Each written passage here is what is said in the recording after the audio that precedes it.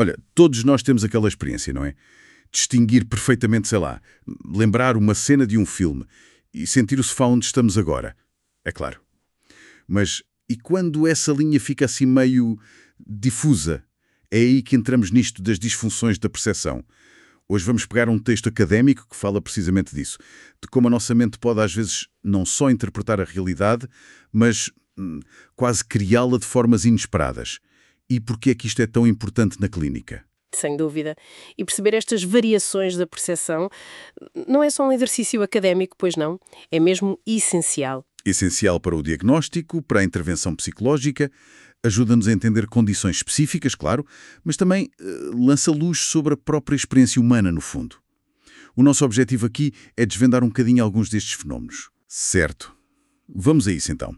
Primeiro, temos a percepção distorcida. E um exemplo muito claro. Vê-se na depressão. As pessoas com depressão podem ter um viés mesmo negativo, não é? E até dificuldade em reconhecer emoções.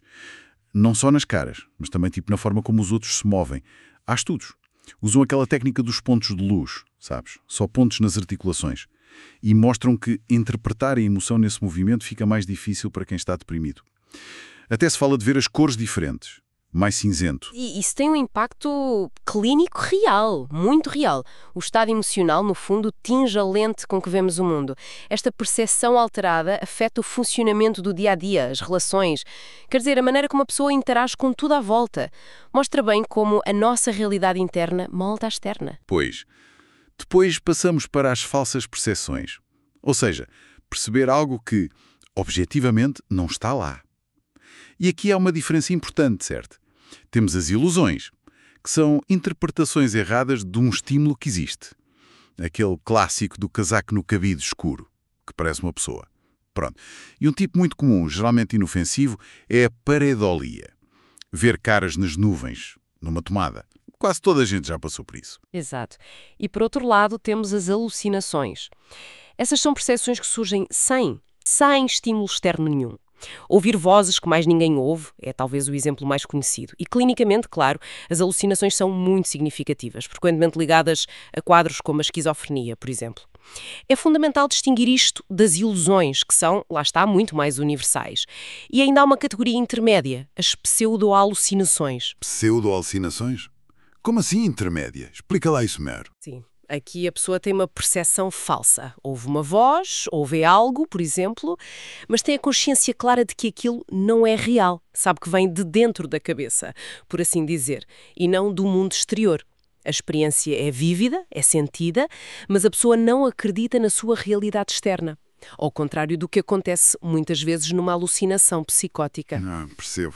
A fonte é sentida como interna, ok? Falando em percepções visuais, assim, estranhas. Há síndromes que parecem tiradas de um livro.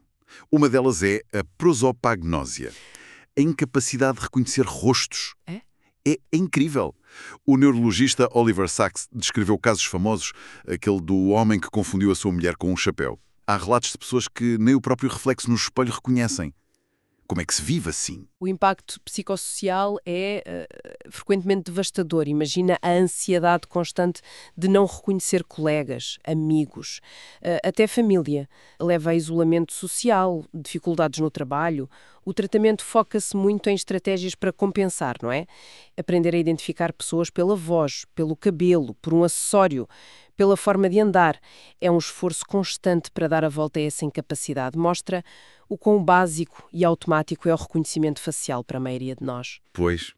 E essa ideia do cérebro a tentar compensar ou a preencher lacunas de forma inesperada leva-nos a outra síndrome visual curiosa, a síndrome de Charles Bonnet. Exatamente. Esta síndrome ocorre em pessoas que perderam visão, parcial ou totalmente, e começam a ter alucinações visuais, muitas vezes complexas, detalhadas.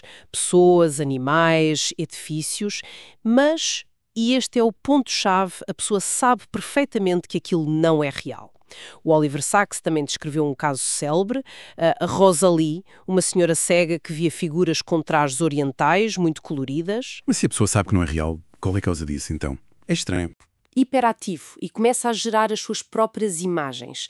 É quase como se estivesse a sonhar acordado, de certa forma.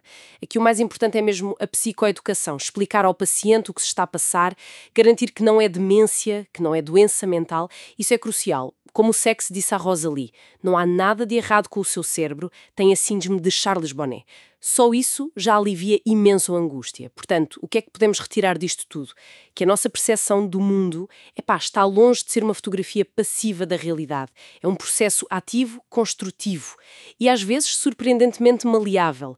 Pode ser distorcida subtilmente pelo humor ou alterada profundamente por condições neurológicas ou pela falta de um sentido. Compreender este espectro todo é fundamental na prática clínica, para ajudar quem vive estas experiências. Isto deixa-nos a pensar, não é? Se a nossa percepção pode ser tão influenciada, ou até criar realidades próprias em certas condições, que outras distorções, talvez mais subtis, completamente inconscientes, poderão estar a operar agora mesmo, a moldar os nossos julgamentos, as nossas emoções, as interações do dia a dia, sem que a gente sequer se aperceba. É. É algo em que vale a pena pensar.